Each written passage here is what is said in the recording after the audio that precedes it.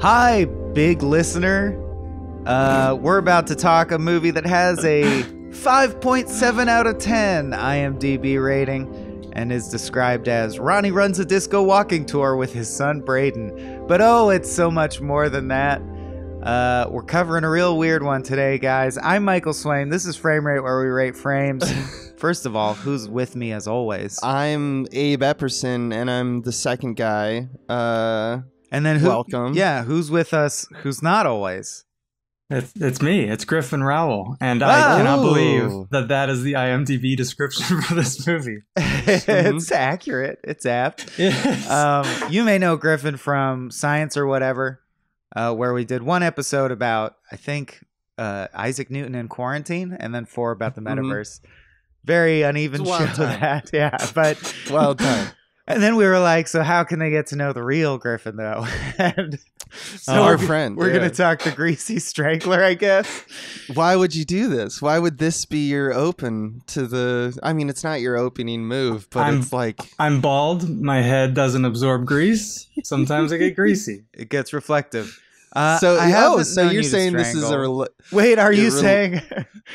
you relate to this film, is what you're saying. It's almost as if you're telling us, I bet you believe I'm the Greasy Strangler. Right. I bet you do believe I'm the Greasy Strangler. Bullshit artist. I don't. Bullshit artist. So, okay. Jokes. This movie is like an indecipherable wall of nonsense if you're not familiar. And I bet most listeners aren't.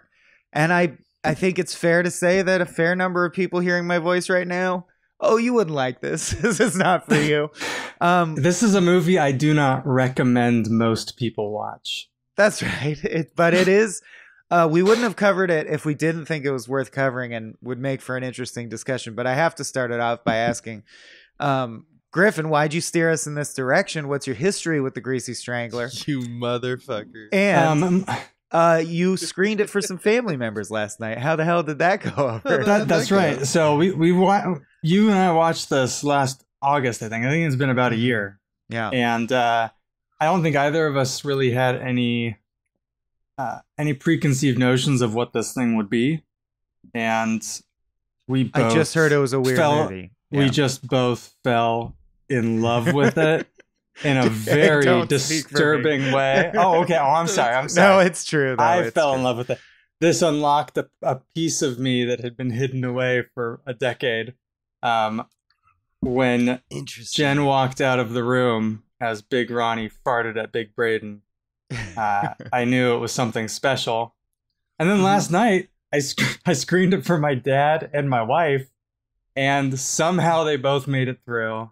And that's love right there. That is love. I knew that was happening, and as I watched it taking notes for this, there were like at least 7 or 8 moments where I went, Ashley would leave on that. Ashley would leave for that. Like, no, and she'd be right She too. surprises you. Like this is, or like this part's genuinely misogynistic. Like I would leave if I were Ashley, but she stuck it out. Huh? Nice. Yeah, I tried to. I tried to frame it not as we were watching a normal movie. Right. Yeah. And that's what I want to dig into, because I actually think it takes a surprising amount of effort to make a movie that makes you relentlessly feel this upset all the time and laugh sometimes. Like I laugh out loud at this movie, and a lot of the time I'm going, oh, I don't know. Yeah. That's a very difficult razor's edge to walk. I think that I actually think takes a special kind of madness, and a lot of people try to do this very particular brand of anti-comedy that's so disturbing that it's like, is this what is this? And very few achieve on the level of the Greasy Strangler and Timpson in general. I think Timpson and who's the director, Jim Hosking. Yeah, just the opening scene, it is this rundown, dilapidated house, but we see Big Ronnie's room, and it is gold silk sheets and like floral wallpaper and this like gaudy romantic period bed frame, and it's so meticulously put together, and there's like a crack on the ceiling with water damage coming out of it, and it just sets the stage for this thing that is, it's grotesque, but it is like it's just incredibly purposeful. I Right. love it. I love Yeah, it. and down to the, I mean, certainly the lighting and the staging and the costumes and effects. The effects are surprisingly good when there's weirdly effects, like the guy getting punched so hard in the face that it flattens his face like a cartoon. It looks surprisingly good, and I just think it compares interestingly to a movie we covered not too long ago, Happy Poet, where you're like, that's what it actually looks like when you intentionally don't try hard. You do like low effort. And I know you didn't watch that, so I'm not going to make Griffin comment, but this was refreshing to me because I was like, this makes you want to think. Like, I honestly found myself thinking, did they ever do second takes for this, you wonder? And I'm sure they did because everything else has so much intention behind it, but it feels like they just wandered into an insane asylum and cast some guys and watch them do stuff. And I think this is like the Frank Zappa movies. It's like they practiced so hard to make it sound like a train wreck. Sound like something that just most people will go, well, I don't care for that. Abe, how do you feel? How are you feeling over there, buddy? How are you doing? This I had no clue what to expect because this is a thing that you two shared, and we're all friends here. We're all very good friends, and so it was like I feel like I needed to be there at the inciting incident because all this movie did for me is put me into like some kind of existential funk. Like I watched it, and I was like, who likes this? And then I went on the internet. And I saw that people like this. I found them on the internet, and it made me feel mean, like I'm an asshole for not seeing what this has to like offer, you know. And I looked around and determined that like no one understands anything. We're all just walking around grabbing stuff we want from the world, design and all the things that I put my like behind my career and my effort. Doesn't really matter. Like I'm a fraud. Like art is. But effort was like put filmmakers are are frauds. There's effort. Like, look at the grease suits. Those are difficult effects to pull off. But like, why is the question I kept asking myself. Oh, Abe. So this is how I was trying to frame it to my family. Is that this is a vignette out of everything everywhere all at once. Like this is a multiverse world.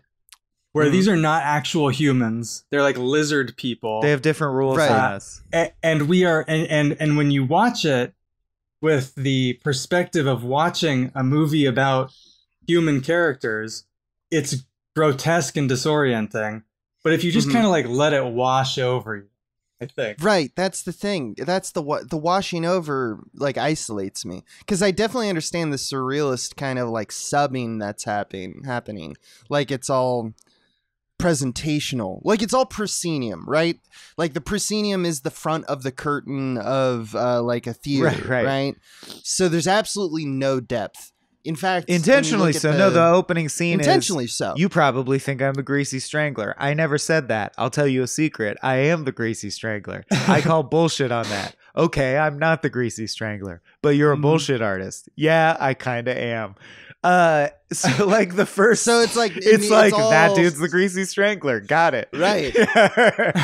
So like it made me, and that just makes it like it's because I am like I think that art is specific things, I guess, and that's what I found out about myself because as I watched it, I just got madder and madder, which I guess is like a testament to this movie's power over me. Like I watched this movie and I didn't know it was a competition, and I lost. That's what happened. Yeah, you got beaten by the Greasy Strangler. I got beaten by this fucking. You know, I actually looked really into it. I did a lot of research because I wanted to understand. We did too after seeing it. That's the effect it has. And I found the half in the bag. You know, half in the bag. The film critics. They had a few things that because they liked it. And two things they said that I jotted down was it's like John Waters meets Tim and Eric. Yeah, Tim and Eric has to be mentioned. It's the same ballpark. Yeah, and then the other thing that they said that I really liked was that the movie's just garbage pail kids cards. And I was like, that's true. That's true. It's all yucky boogers and stuff. And like, even shots of food. It's like, why is that food off-putting? That just looks like normal bacon, but it's not like... No, well, but he's making it extra that's not greasy true. for his That's dad. not true. Yeah, he poured grease on the bacon. Like, it is gross. But no, but also, shots. Braden in the same scene, Braden is like the other half of Big Ronnie's id. Sure. the main characters of the movie. But he's eating Ronnie's eating the bacon, and Braden has a giant heaping bowl of Fruit Loops with a carton of chocolate milk next to it. Right. And I just love that little detail too. It's like he's just a maniac. They're all just... All I can say maniacs. I used to watch a lot yeah. of Tim and Eric, and I've tried again, and I especially love Tim Heidecker and his solo work, but like that show, the Tim and Eric Awesome Show, good job. I'm always like, that's a valiant experiment in comedy, but I never find myself actually laughing. I really, really do in this. Like the first introduction of the disco tour, where he tells some stupid story about how the Bee Gees were standing in this doorway while they wrote that song, that famous song, Night Fever. And the guy goes, "Can we verify this?" And he says they were waiting to get picked up by their friend to go have Chinese food to celebrate his birthday. Like, these little mundane, the lie is unnecessarily specific. And then of course they get into this endless limbo, which is very classic Tim and Eric-esque bit of asking for free drinks and saying there must be free drinks. And it starts with but I find that there are actually, there's two things I want to ask Abe, because I think the tension between us and Abe is the most interesting to me now.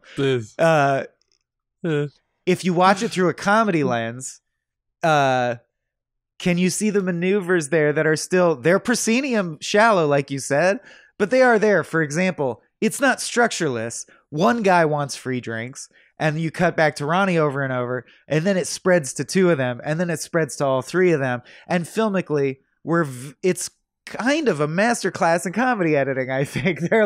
They're using size changes and jarring compositions to really keep it fresh. That all the characters are saying is, please do give us free drinks. There are no free drinks. It's not. I don't know where you heard this, blah, blah, blah.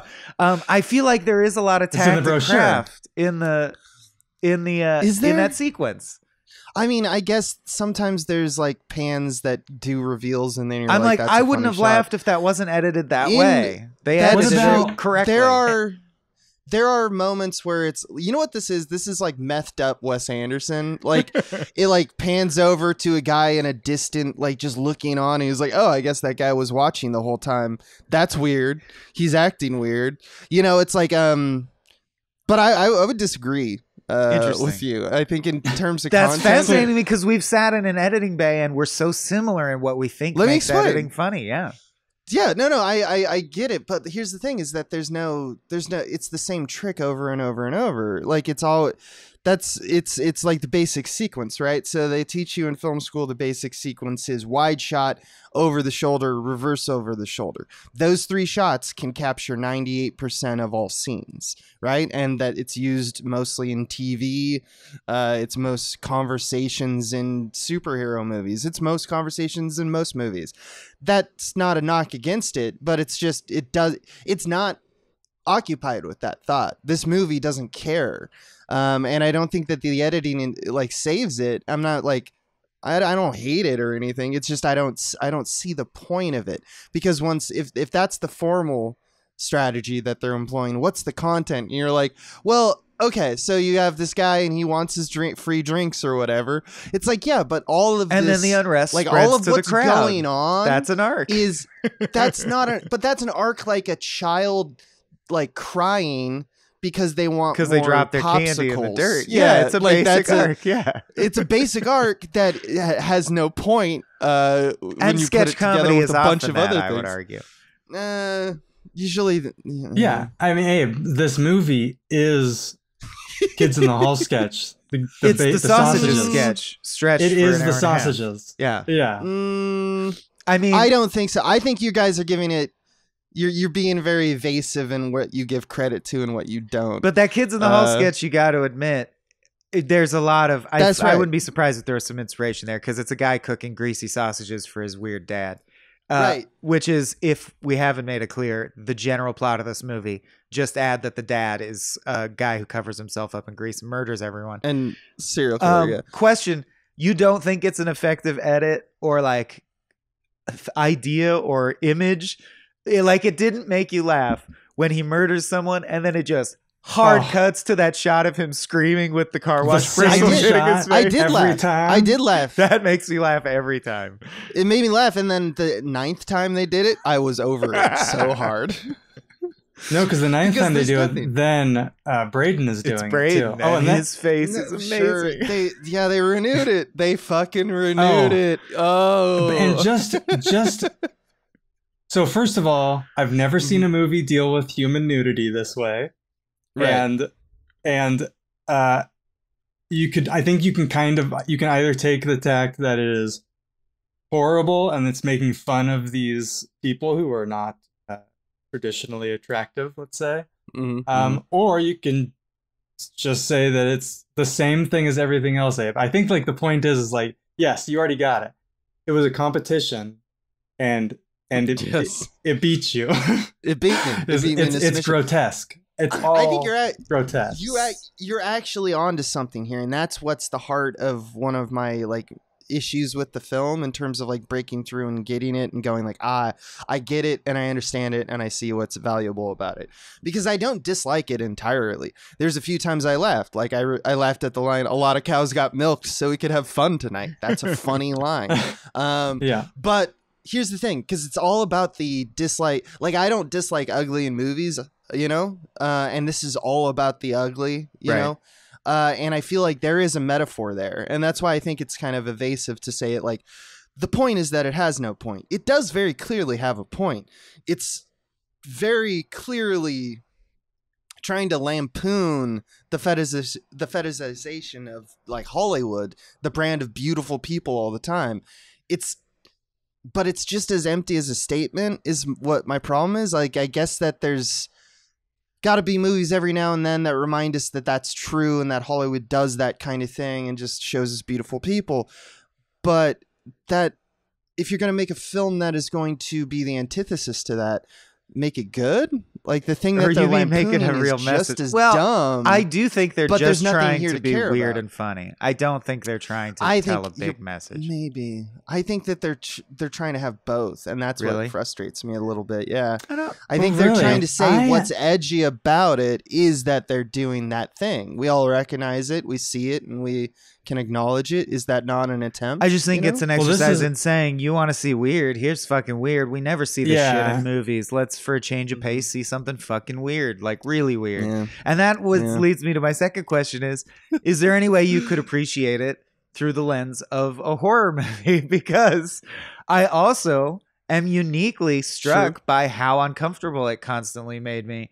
Do you not see like, or does that not feel like it takes some skill to make you be that upset all the time in and of itself? That feels like it speaks to some kind of cohesion to me or some kind of clear vision. That's and let me not a horror movie as in a slasher film, because the deaths are not horrifying except when he puts his finger in the Oinker is cut off nose. Yeah, and he licked up the greasy juice. But it is a psychological horror movie. The scene where they're simultaneously doing the Rudy Tooty Disco Cutie. That's right. And then Braden is screaming the most pained scream. This child man who's been like abused by his borderline personality narcissist father, ably played by Sky Elabar. Yeah, I mean, it's tough to take. Like, you feel for this crazy guy. The grease on the fingernails when he's pretending to be Jody the detective. Oh, Jody. Finally put me over the top. Jody, what the fuck, the Jody? braces. Please end all inquiries here. But in the third book, he becomes master of the three realms because he has the largest amulet. I bet you've got a pretty large amulet yourself. I don't own an amulet. See, that's funny to me just in a sketch. Like, that's a funny interchange.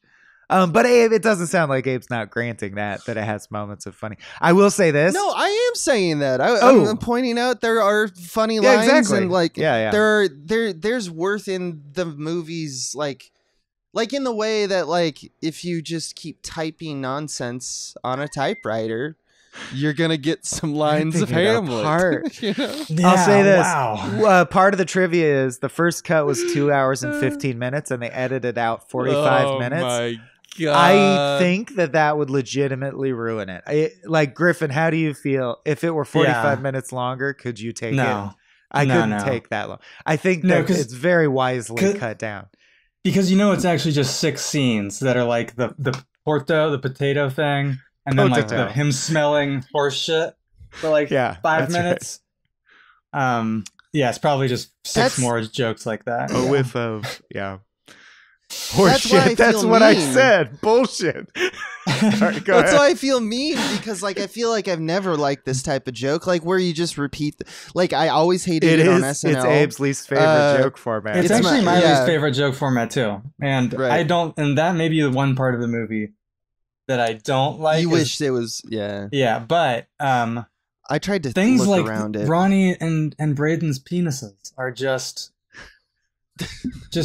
wonderful. I mean, so for the listener, if you're not going to take the time to watch it, Big Ronnie is an elderly man who has a gigantic torpedo-shaped, like red. It's like a dog penis. Horse. It looks like he has problems with it. Yeah, it's also and it's out oblong. a lot.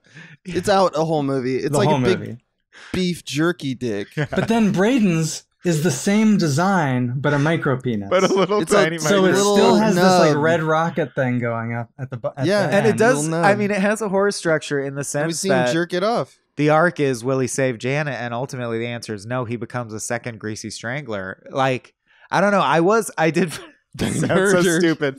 I found the end chilling.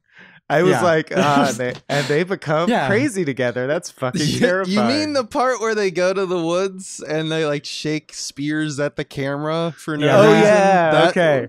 Let's talk about that last shot. Yeah. What's going on with the ending there? All throughout the movie, they've established that when they're in the persona of the Greasy Strangler, they make dinosaur like guttural growling sounds, and we get this more like chittering. Or it's like very strange. But when they're all greased out, they become like feral. And basically, to spoil the movie, so if you want to see this weird fucking thing, pause now, because we're gonna get into the ending. But they, you have hope that Braden will defeat his dad and kill the Greasy Strangler, but instead, together, they kill a perfectly nice person named Janet and become Greasy Stranglers together. Oh, no, she's not perfectly nice. They're all horrible monsters. To die. She doesn't deserve to have her eyes popped out. She's not a monster like they are monsters. She was just in a difficult relationship because of Rico or whatever. And in fact, the lead up to that scene makes it even crazier because she is kidnapped by the Greasy Strangler. Yeah. And he takes her to a movie theater, which how did Braden even know they went to the movie theater? Braden says, well, I can be Greasy too. And you think he's going to become like a superhero. Fight the Greasy Strangler. Yeah. To save his kidnapped girlfriend. Yeah. Who he's like had to deal with being cucked by his dad. Because his dad also has an affair with the girlfriend earlier on in the movie. That's the main plot. Yeah. And then he goes into the movie theater. His dad's strangling Janet, and he basically says, like, move over, and then pops her eyes out of her head. And then they run off into the forest. Yeah, and then when they're in the forest... They eat her eyes, and then they go... There's a nice scene on the beach where they bond first, though. Well, I thought that was after. Anyway, they kill Ricky Prickles, who's Braden's stepdad, by going into the woods and ripping his ears off and eating his eyeballs, which I guess becomes their MO. But my point was... in the woods, and I don't want to argue that it means anything because it probably doesn't, but the sense I got was that when they're the Greasy Strangler, they're fully feral, and it's like out of your mind, like a different kind of being, and they go and they're feral in the woods and happy together for a time, but then that thing where they witness themselves get executed, I think they really did die in some sense, and that them on the beach coming to terms with each other is them in the afterlife. And talking about the events of the movie. So in other words, the true ending in my mind is Braden sided with his dad. They went on an all-night greasy killing spree and eventually got gunned down, and that's the end of the movie. Yeah. No, but you do have it in the wrong order, because the last shot is them shaking spears at the camera. Okay, that I don't understand, because you're right. The last shot is they've become fully like caveman people, and they have wooden spears, and we hear some beast behind camera, and they come towards camera like they're gonna fight this beast, and we don't know what it is. Yeah, but maybe it's all their sins. They're finally gonna reckon with the sins of all the horrible things they did as the Greasy Strangler. because of what you just said. If there is a meaning to that final sequence, it is that for some reason there's that weird guy who's in all of the scenes, not all of the scenes, but many of them. He's like gray-haired. He kind of looks like that music producer who ended up being a murderer. Right.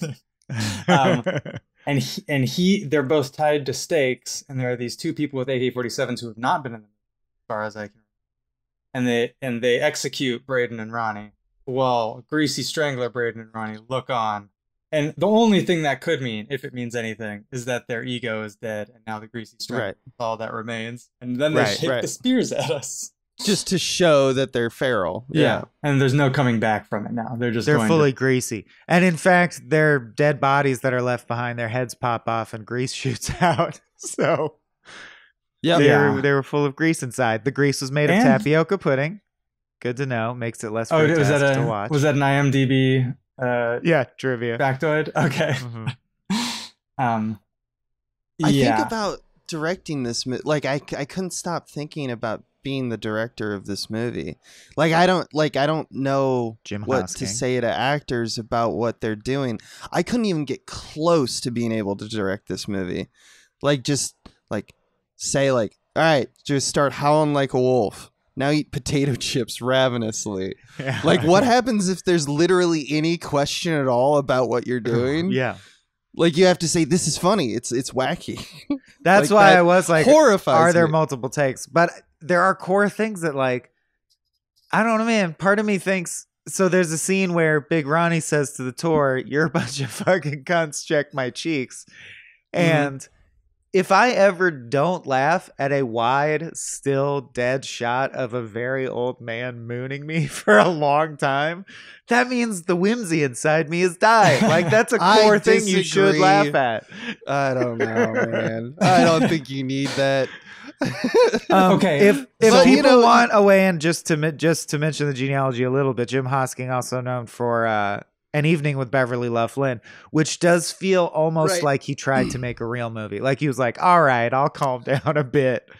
If you've seen that, it's still super weird, but it's not as aggressively upsetting. Yeah, and the dialogue is very similar in that it's like almost non sequitur the whole way, but it does feel like it's loosely based on some plot elements that most movies have. This, not that it isn't a horror movie, not that it doesn't have a genre and doesn't have scenes that mix together and make a story.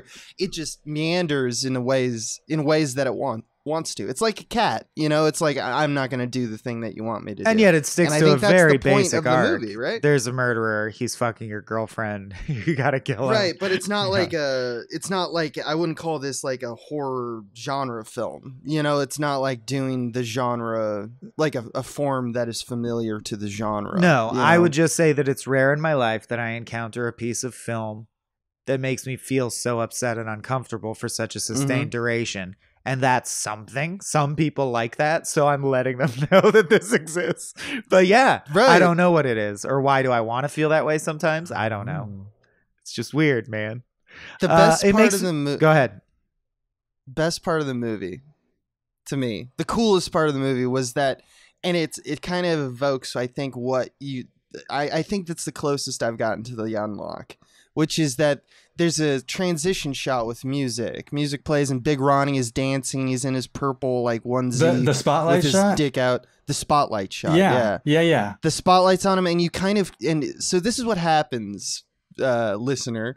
You kind of hypnotically get drawn into it because it's dark shot. You don't see anything, and then the spotlight happens, and then for about a minute, he dances, and the spotlight follows him perfectly.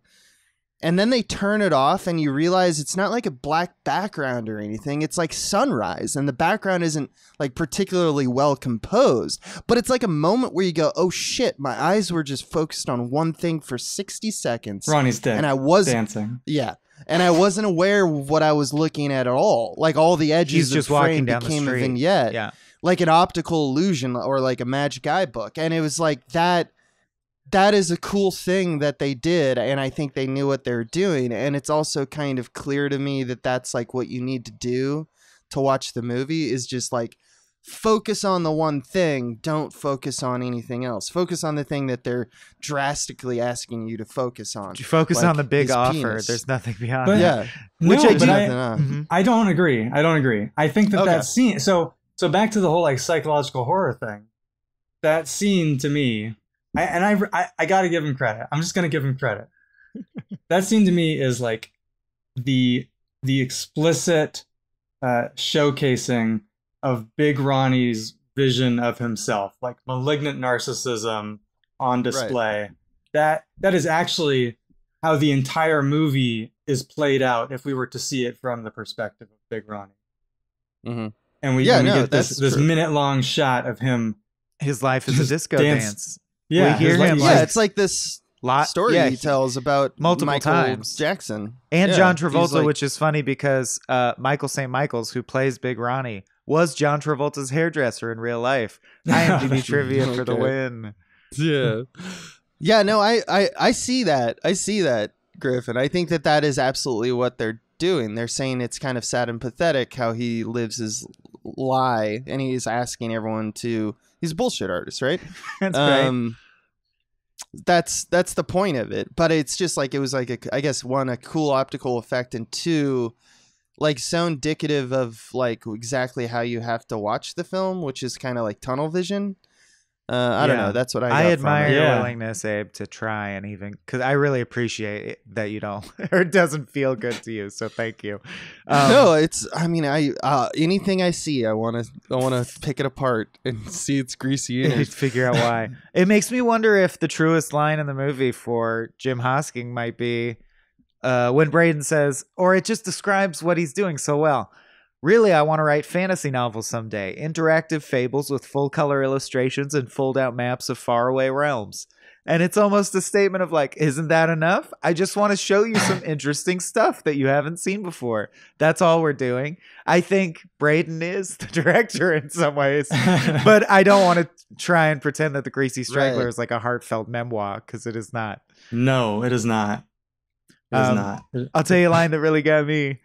I am a rich gentleman. I own a premium shipping service in Denver. Let me live. I will make you the chief shareholder. Does that or does that not appeal to you? I That wanted some scene- rich paprika chips. They weren't Yeah. even for me. Who cares? There's a girl in my room. I met her tonight at a sports bar. We tried to have sex, but I couldn't get a stiffy. Then my balls sucked up into my abdomen. Does that strike you as unusual? Am I dead yet? My name is... That scene, which That's very Abe, that's funny one of to that's me. one of the ones that's just like a back and forth of like the same exact Mhm. Yeah. thing, right? Potato. Right. I just love it. He can't say potato. It's I think he's Indian. I could maybe. lose my license. And the hot dog Well, cart is another. also one. the No, insistence- I'm Since- just naming all of the ones that they just have. It that's becomes most like of the a movie. mantra. It's most of the Yeah. movie. I agree. Is that bit, and I don't know why it works packaged this way because it doesn't usually. Mhm. But I do like, and the sheer insistence of the guy who's like, I must know what these chips are made from. Yeah. He's like a very polite African gentleman who's like, I need to know what the chips are made of, which Yeah. obviously they're potato chips. There's no other Right. option for it. There's no other option. And this guy cannot say potato. He says like poto. Poto. Potato. And the guy says, excuse me, like as if something is wrong with him. He says, excuse me, I really must know what these chips are made of. The insistence is funny. Yeah. I agree. I agree that it's the And fact that earnestness they're all of it. maniacs. The Yeah. earnest mania of it all is Yeah. very endearing. I do see that. Oh, I see that. do you like the Greasy Strangler now, Abe? No. we flipped. No, and I it's don't. over. Yeah. Man, dude, I looked down and saw like at one point I like stopped and like hovered my mouse over like how far am I into it? Yeah. And I saw 42 minutes. and I actually About said, halfway. "Fuck." Yeah. It was good though. I was eating and I had to stop eating, and that's That usually makes sense, true. though. Yeah, but really, Yeah, those food shots really are hard to take. The folding semi-cold grease shots is it's just gag worthy. Yeah. The bucket of grease from out of the I'll lose my license guy. It did say that in my rating, or at least they said one of the main scenes that they cut down on was that scene. Apparently, was much longer originally. I could lose my license guy. Another side character. See, all the side characters are so colorful too. Big Paul. What Big Paul's existence is like a puzzle to me. He sits in this. Is it an inside car wash? I don't even understand what it is. Oh, okay. Now I know who Big Paul is. Okay. Yeah. So Big Paul is a blind man who sits and minds a car wash that doesn't look operational. It's only there for Big Ronnie to ungrease himself. When he's the Strangler, yeah. And he just waits there until Big Ronnie takes him out disco dancing. That seems to be his only life. Like he exists for Big Ronnie. That's why Big Ronnie likes him, right? Until Big Ronnie ultimately turns on him and kills him for no reason. For no reason. Yeah. Yeah. He's just. I think is that when Janet goes back to Brayden? I think that's the escalation of he's becoming unhinged. Yeah. Yeah. Or as he screams when he catches them. No, Janet, not your butt. I'm looking at. I love how, man, everyone is named Big. Yeah, except Oinker, and not Janet. And Janet. Yeah, because I didn't even realize that there's two characters, Big Heiny and Big Thaddeus. Yeah, so the waiter, when they're out at the restaurant on a date, he says, "Hi, Big Heiny. I'm really looking forward to an excellent meal tonight." And Big Heiny says, "Of course, of course." I love that when he's trying to call and turn his dad in for being the Greasy Strangler. And this is, I just covered Synecdoche, New York, guesting on another podcast, and it's almost the same bit, completely different movie, but same bit where someone's on the phone and they can't possibly transmit the amount of information that you then say they did, because he picks up and he just goes, "Hello? I think my dad's the Greasy Strangler. Tomorrow. Okay, that sounds good. We'll meet tomorrow. All right, Janet, that was the detective. His name is Jody. He's coming over tomorrow." And it's like, that wasn't actually what was transmitted. Is just such a great bit to me. That's funny. In Synecdoche, it does it to describe his father's horrible, torturous deathbed scene. But effective technique. Yeah. That there are... The guy, they know, the group mind that makes this knows what's funny. And they chose not to be funny, right? Like, yeah, I'm trying to get out of this podcast, but like without like appearing that I don't understand anti-comedy. I feel like I do. I feel like we should branch into an anti-comedy discussion generally, because I think that's actually interesting. Right. Because we get so rare. It's so rare an opportunity to actually go there. Like, did Tim and Eric ever work for you? What are anti-comedies that you have liked, if any? I have liked Tim and Eric in the past, but for the most part, I find the non sequiturs it's too immersive. Like the fact that you do it too often, it's too much for me. But I mean, like, I don't like Tim and Eric. I just go, I don't even like Tim and Eric. But like, what's that? What's that one? Is it the 10? What's the one with Smiling Friends is big anti-comedy right now. I like the one with Paul Rudd where he's like, "Show me Tane." Wait, like he's talking to his computer. You don't know that one? Oh, that's great. Like he's at a computer and he's like, "Show me like the new version of the program," and it's just him on the computer dancing. He's like, I like this. It's just like, it's nonsense. It's just Paul Rudd interacting with a computer that just gives him offers. Sure.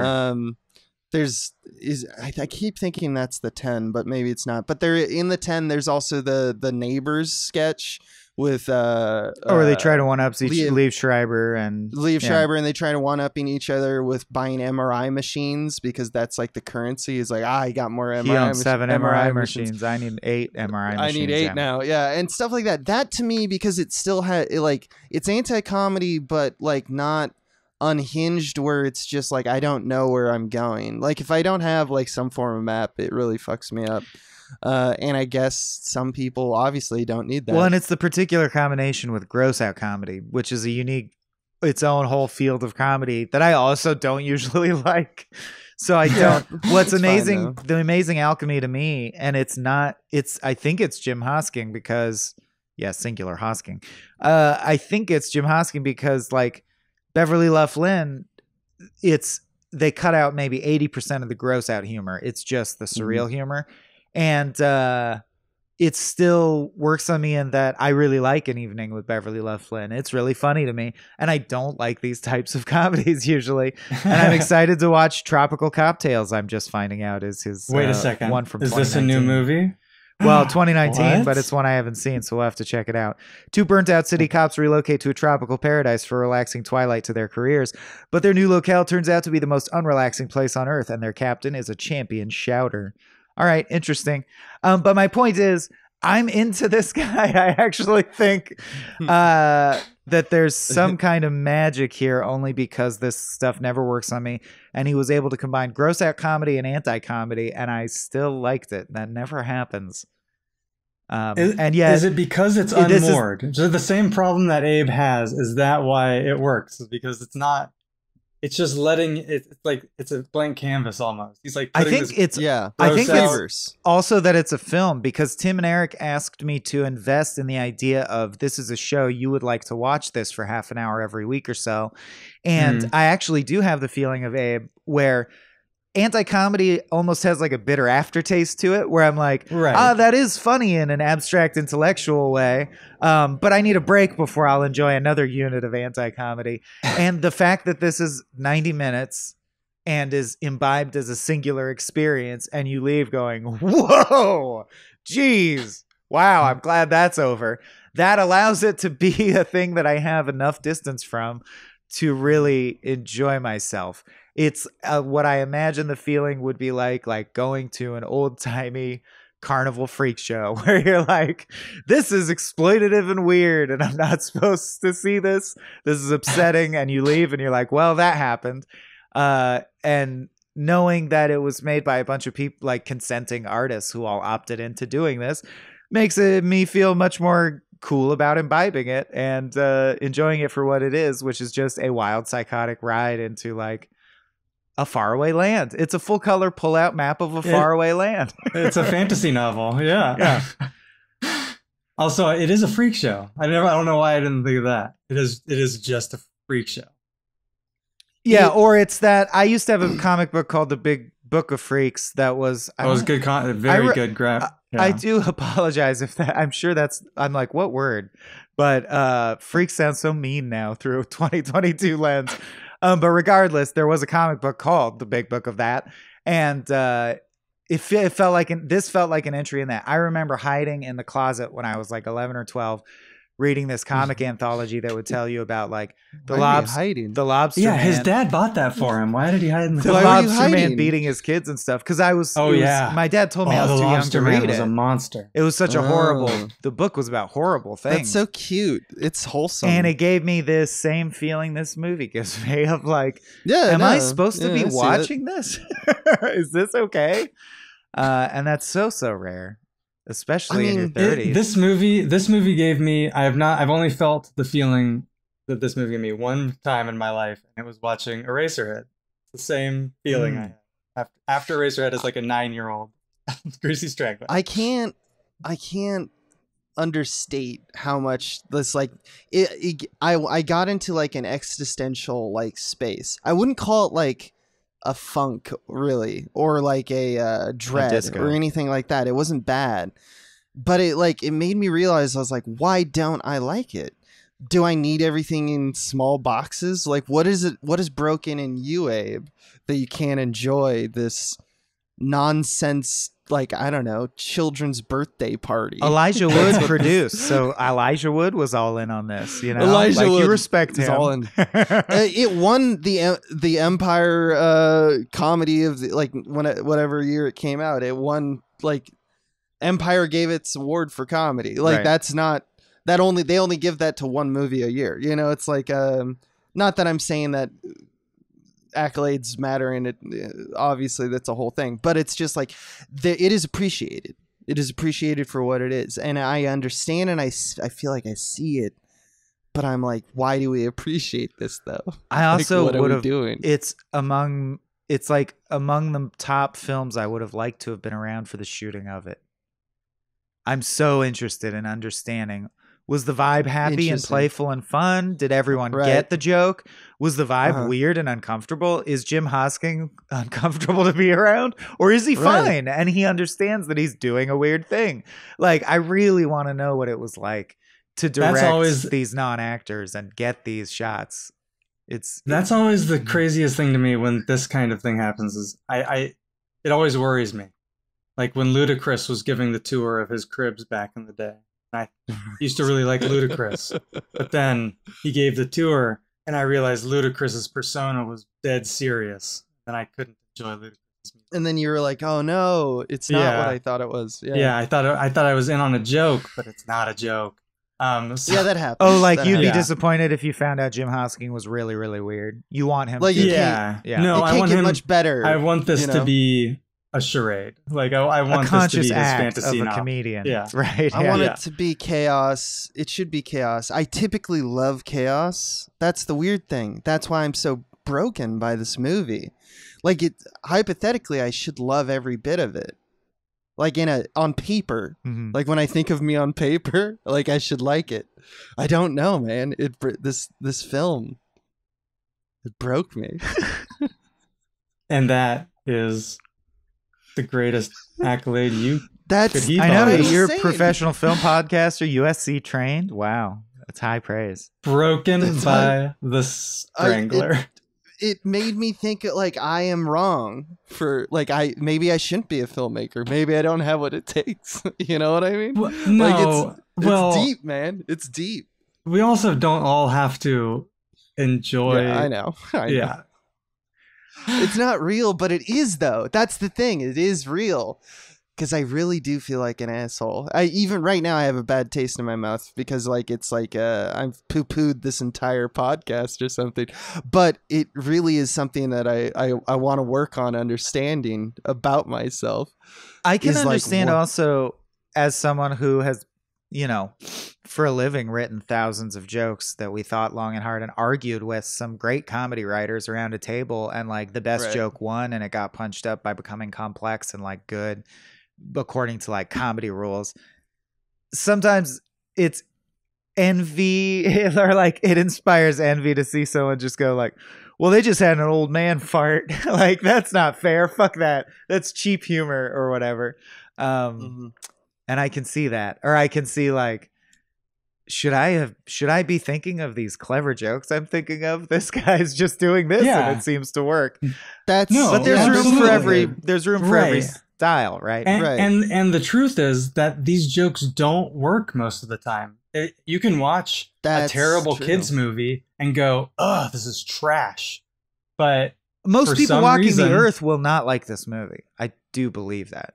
It's not meant to be liked. That's the thing. Is it's not meant to be liked. It's not meant to be liked. I don't think that the filmmakers and all the crew and cast would say, "Oh, I hope people really enjoy my movie. I hope it's a big hit." Yeah, I hope it does really well. No, this was made for them, by them. Yeah, fair enough. I reckon, mate. Yeah, why? Why an Australian accent? That didn't make any sense. Braden in the Afterlife has an Australian accent. Yeah. He's a cheesy old cornball. Sometimes it feels like okay, so sometimes it feels like an unprepared comedian going up to an open mic and trying to just do jokes off the top of their head, you know, like an improv with no preparation.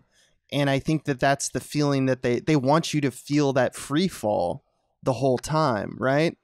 Like that's the chaos I think we're acknowledging, or that's trying what I'm to saying. isolate. Everything feels like it was the first take, and yet I don't believe that's possible based on the lighting and the setups and such. But it goes for that feeling. Like, we just shot this shit. These people are just wandering around being crazy. Which is truly powerful for a film to pull off. I just hate the way they do it. Because I think this movie was designed for me. Like, I feel like it was to take me off my pedestal and be like, you think that construction of movies and sequences are like this and stories are like this. You're Avon Barks, but it's not. But it's the other way. Yeah. Man, how about that Klasky Chupo music all throughout? We haven't even talked about the score. And it's like you said, everything is just a layering of the most basic possible choice. Because even the music is just like it's so basic. But I love it. I want to have it playing in the background.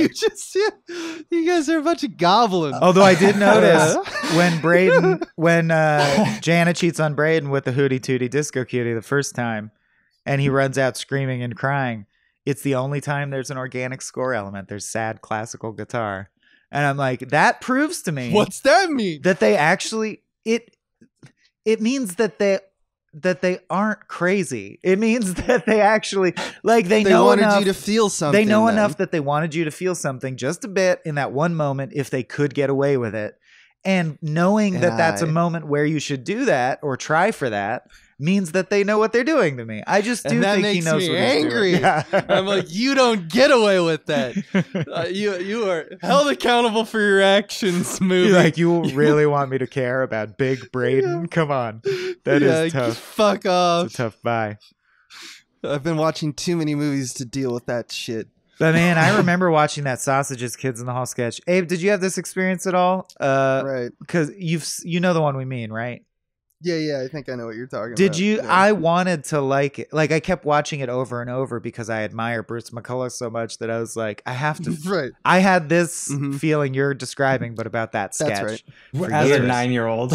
Like, why is this funny? They put it in a comedy show. It must be funny.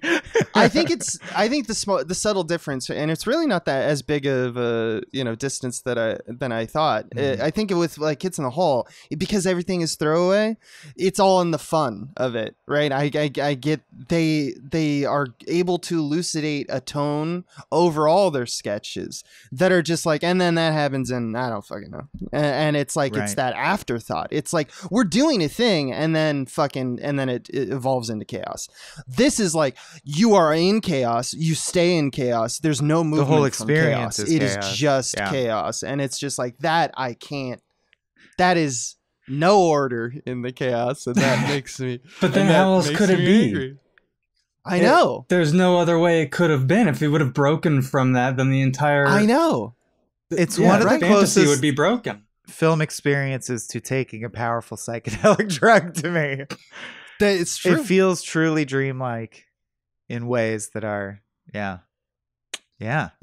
I hope that we get lots of feedback on this episode, because I would just love to know all the people who hated this movie and all the people who think it rocks for whatever reason. How'd your dad react, Griffin? He just thought it was stupid. Indulged it and was like, that was dumb. So he didn't click and laugh at it. And he had tried to watch it before and turned it off randomly because he watches a lot of movies. And yeah, I tried to do the narrative of this whole podcast with him while we were watching it. Right. Just fuck off. I don't want to deal with it. And ultimately was Ashley also like, well, I survived it. That was stupid. The end. Like a marathon. Yeah, I don't think she liked it, but again, nobody likes it. You're like, that's not the point here. That's not what I'm trying to accomplish. No, it's okay. That's the thing. Griffin really does understand this movie. He does. He really does. He really does have every answer. He's Big Griffin. He's Big Griffin. In an alternate reality, I would have loved to make this movie.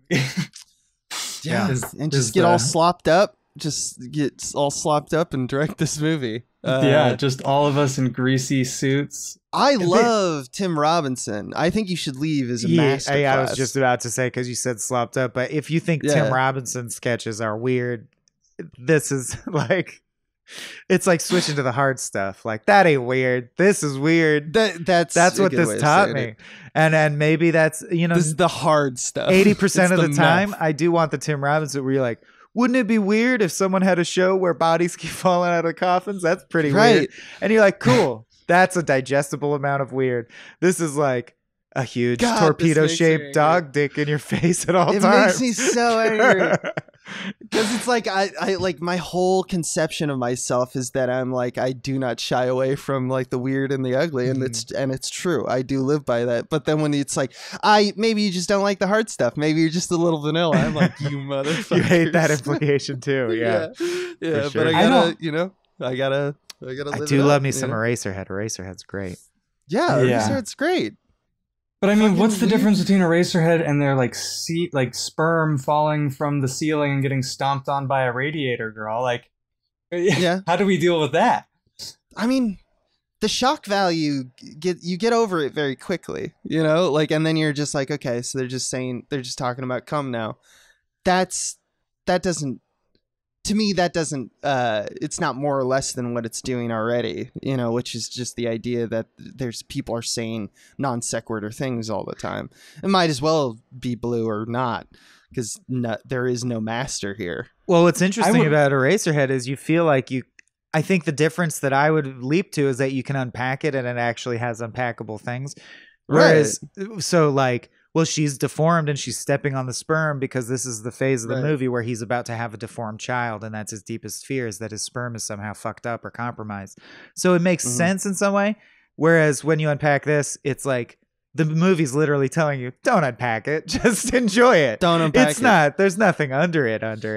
It's just some stuff. But then I wonder about that too, because I don't think so. Because Lynch constantly seems like the type of guy who is just free associating. Like, I question whether are the connections that I see in Eraserhead really there? Because Lynch doesn't seem like the type of guy who would weave Jordan Peele-esque symbolism into his shit.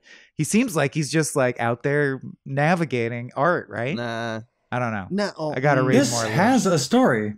There are characters like he wants to say the relationship between Braden and Ronnie like is a narcissistic parent and child relationship. That's true. There's but it a through doesn't have line. anything to. Yeah, but it doesn't have anything to say about it. It really doesn't. You can't convince me of that. No, it doesn't. Maybe have anything to say about it, except that. Just they are people. They exist. Well, he's now I take issue with you saying they're people, but sure. I really do think that archetypes. I think they're archetypes of and they are not human beings. That's right. I mean, in a way, you have to look at them as cartoon figures in order to. They are Looney Tunes. Yeah, it's a live action Looney Tune. But you know what? No, I've never seen that Looney Tune. That's what I was going to say. Is my dad used to always take us to this thing called Spike and Mike's Festival of Sick and Twisted Animation, and it's like this is that. It was where you would take all the like X-rated Looney Tune type shit and screen it, and this feels like that, but a live action hard one. Stuff. Some you'd see at Spike and Mike's. Yeah, the hard stuff. Your dad was. It says keep out of reach of Abe. Oh yeah, my dad exposed me to horrible, weird shit way too early and regularly. He showed us Eraserhead when we were pretty young. Pretty young, yeah. And as I said, took us to this festival of animation that's literally called Sick and Twisted, X-rated, where they screen X-rated cartoons. Yeah. But I remember your dad on Laserdisc. He bought Eraserhead, and he had to get like it was like $70. He had to get this like Japanese version of Eraserhead. And we watched it one time, and I remember coming over to your house and being like, "Hey Bart, can we watch Eraserhead again?" And he must have been like, "Who is this creepy little goblin?" Yeah. God damn. Yeah. I am. Yeah, I'm just a vanilla milquetoast basic ass snow roach, man. Snow roach. I have not Snow heard roach. Nice. I like you it. haven't heard snow roach? It's like honky. No. It's great. No. Yeah. Well, we found a movie that broke Abe, which I think is as good an endorsement as any. If anyone wants to see it, it's called The Greasy Strangler. It's on Amazon. You know, you've convinced everyone to watch The Greasy Strangler, right? I hate it. I hate this moment. I hate it. And I hate you, Griffin. And then I you're love using it that way. Yeah. This is fun. Griffin, because would you ever come back and talk about a more reasonable film? yeah, but would you be reasonable? What's a more reason? Yes, of course. I don't know. Jurassic Park I don't or know. some shit. Oh, I'll talk about Jurassic Park. It's going to be a 7-hour episode. Actually, they've claimed that for Spiel Boys, but Yeah, we already. I just mean something normal that humans would watch. Yeah, Jurassic Park, dude. Imagine Steven Spielberg watching this. We movie wanted and to loving get it. you, we wanted to like bring you over from Science or whatever, which is like a little pocket universe, into the main guest pool. And I just don't think we could have done it with a better movie. No one else has taken this mantle upon themselves. Yeah, you got the vision, Griffin. Yeah. I am a little horrified. And now the audience, the Small Beans audience, is going to expect you to bring fire, like weird shit every time now. Yeah, it's fickle, dude. They'll turn You're gonna on you. chase it. Yeah. You're gonna chase it, and it's not. You'll be the it snow never roach goes soon enough. You'll be the basic ass snow roach soon enough. All right, Oh, man. well, let's do it. I'm down to watch some weird movies though. We got. All right. All right, it's done. I guess Griffin's here we the go. resident weirdo. He's the I watch resident Bluey weirdo. most of the time. If I can watch weird stuff to balance it out a little bit, I'm down. We have like a few characters. We're starting to develop like arcs with some of our guests. Like Brooks is like The Charlie anytime Kaufman we need guy. someone to competently like inspect a movie's themes, like we go to that guy. You know, we go to Dave Bell. Well, honestly, Dave Bell is just this movie. He's just a goblin. We could have had Dave for this, but Dave, I also feel like, is our pinch hitter all rounder for like movies that people actually enjoy. Yeah. Yeah. Like But, Southland yeah. Tales, we were like, who can save this? Who We're in can a real save pickle this? now. We need Dave. Right, man, we're really Someone made us cover scraping the bottom of the barrel right now. Wait, but I want to. Yeah, for the record, this podcast started with Saving Private Ryan, and now we're doing Greasy Strangler and Southland Tales. Great. I'm glad to see how far we've come in 5 years.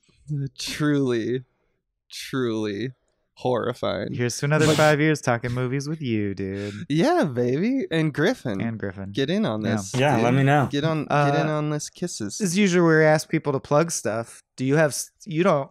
You have No. secret Do you stuff, care? right? You can't plug stuff. I have no plugs at this point. Okay. No comment. That's pretty cool, dude. That's like the coolest. That's fucking actually thing I've ever among seen our in a crowd. That's podcast. the power move. You're like, no, Yeah. I don't need attention. In a single fucking gesture, just fucking drops the mic as he exits the podcast. Anything you want to plug? No, I'd rather you don't Nah, find fuck me or off. associate with me. Yeah. I don't give a fuck who's listening to this. People are listening to this? Ah, fuck them. I mean, So cool. I thought it would be a nice way to spend an hour with you two. Talk Greasy Yeah, that's Strangler. And indeed it was. It was. I love your devotion. I love the ringing endorsement you gave this movie. Oh, God. I All right, fuck now you. he's just piling. Let's get out of here. He's just making me feel it. Fuck you. All right, people. Sorry we made you aware of this film. Yeah. That's the Greasy God, Strangler. don't watch it. Bye. Just don't.